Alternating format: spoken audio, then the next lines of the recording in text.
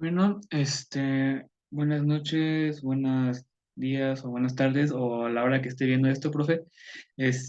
Voy a presentarle de manera, pues, un poquito resumida esto sobre la importancia, pues, de la replicación en los sistemas de datos y en los sistemas operativos y en las bases de datos. Esto en respuesta a lo de sistemas operativos, reemplazando a la práctica que ya vimos que no me funcionó. Eh, Voy a comenzar.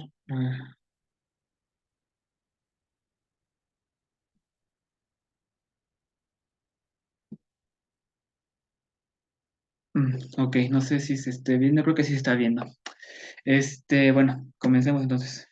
Lo primero, la replicación es un proceso que es un proceso para copiar y mantener ciertos datos o bases de datos o sistemas operativos, eh, para que estos sean persistentes o no. El concepto de un nano o amo o maestro, que es donde se guarda la base de datos o el sistema operativo principal, y el otro es el de los sirvientes o esclavos, los slaves, que es la copia o lo que se mantiene guardado, pues.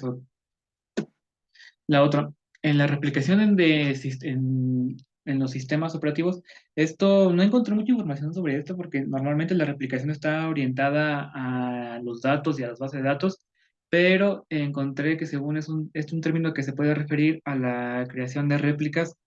En el caso de sistemas es una creación de réplicas o duplicados de un sistema operativo en otro entorno. Por ejemplo, fabricar la configuración de un software y de un servidor y en otro guardarlo usando la replicación. Ahora, hay tres tipos de replicación: instantánea, transaccional y una fusión de esas dos. Como dato, en la materia de base de datos distribuidas, yo utilicé la replicación transaccional. De hecho, es la que sigue, la que voy a explicar. Ya después, las otras dos también las voy a ir explicando. Primero, la transaccional. Esto ocurre con frecuencia y se automatizan. Se automatizan y se distribuyen entre servidores. Es decir, en el caso de mi materia de bases de datos distribuidas, nosotros teníamos que hacer una replicación de una base de datos que estuviera en un servidor y compartirlo a otra base de datos en otro servidor. Esto, como lo dice el diagrama, publisher, o sea, el que lo publica, le da los datos al distribuidor y el distribuidor le da los datos al subscriber. Como puede ver, en la parte de abajo del publisher, tenemos una base de datos con los datos que tiene, las tablas pues, que tiene esa base de datos. Luego esa pasa al distribuidor y luego se pasa nuevamente, luego se pasan casi todas esas tablas al, al subscriber. Esto, pues, quizás por algunas restricciones que tiene la replicación, porque se puede configurar dichas restricciones a la hora de hacer una replicación, en el caso de la transaccional. Por otro lado, en la instantánea, esta sí es nueva para mí. Esta no sabía de qué era y pues bueno, básicamente sincroniza los datos entre el publicador y el suscriptor y en un momento determinado mueve fragmentos de datos del editor al suscriptor en una sola transición. Por lo que entiendo, no se necesita de mucho proceso para mover los datos de un lado a otro. De hecho, no sé si se parece un poco a la práctica que nos hizo que no, desgraciadamente no pude terminar. Pero lo que entiendo de la instantánea es de que los datos se pueden llevar de un lado a otro, dependiendo al publicador. Y aquí, como lo muestra la imagen, la aplicación personalizada lleva la base de datos del publicador, o sea, lo que el publicador configura antes de hacer la replicación, va hacia la agente instantánea, donde se crea todo el proceso de replicación y la base de datos de distribución llega al distribuidor para después ser enviado al suscriptor. Ahora, esta es una mezcla, la fusión es una mezcla de replicación un poco más compleja. La sincronización inicial del publicador es una replicación de instantáneas y con un poco de transaccional. Sin embargo, de esta forma permite que se produzcan cambios de datos tanto a nivel de editor como de suscriptor, o sea, que tanto de un lado a otro haya cambios. Esto puede ser bueno, pero a la vez no, porque le está dando muchas libertades al suscriptor. Bueno, en caso pues de que no, de que el publicador no pueda, no tenga tiempo de manipular la base de datos, el suscriptor puede hacerlo. Ahora, el tema que nos comenta aquí, la replicación, la importancia de de esta replicación. Hay dos tipos de importancia. De hecho, investigué dos, de que es la replicación, la importancia en lo que es en la base de datos y en los de los sistemas operativos.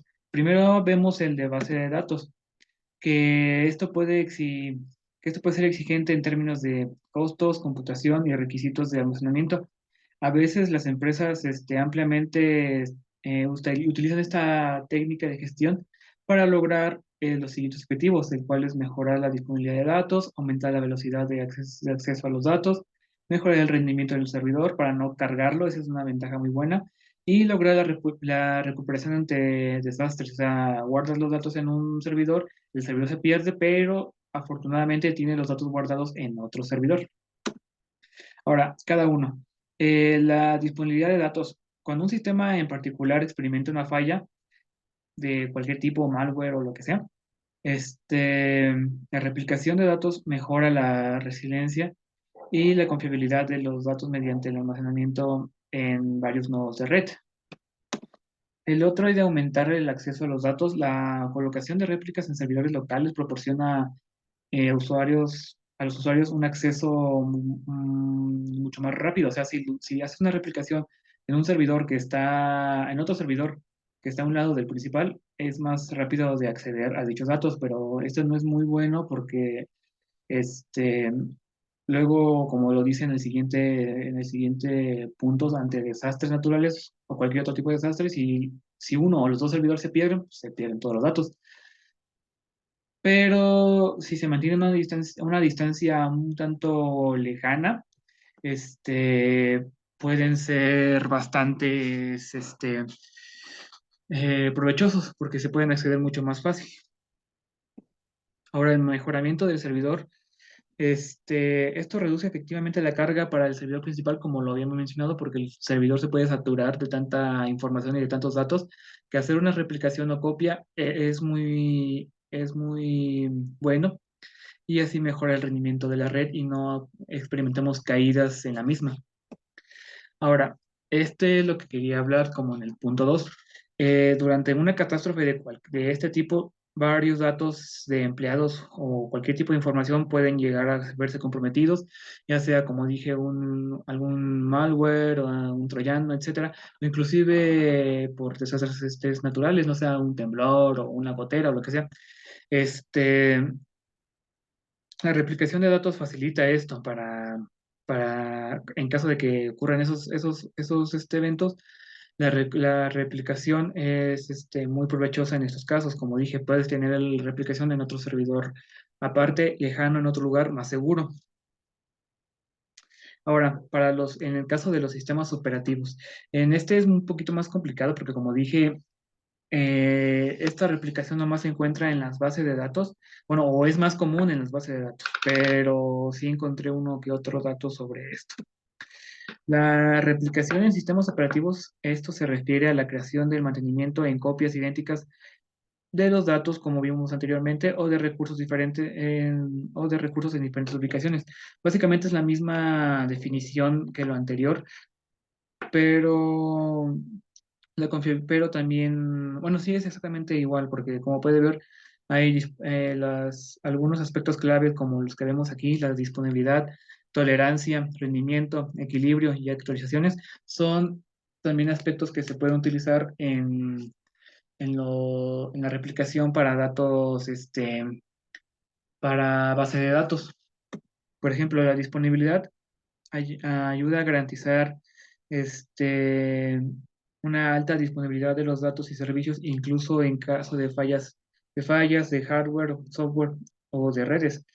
Siempre es bueno tener una copia de estos en otro servidor, como lo vimos anteriormente, pero en cuestión de los sistemas operativos, también es bastante provechoso.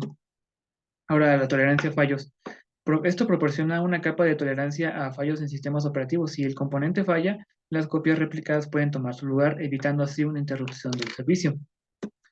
El rendimiento, como esto viene de la mano con lo anterior, al dividir la información en distintos servidores o en distintas máquinas, en este caso en sistemas operativos, puede distribuir la carga de trabajo en diferentes copias y esto ayuda a darle un respiro a los equipos de hardware.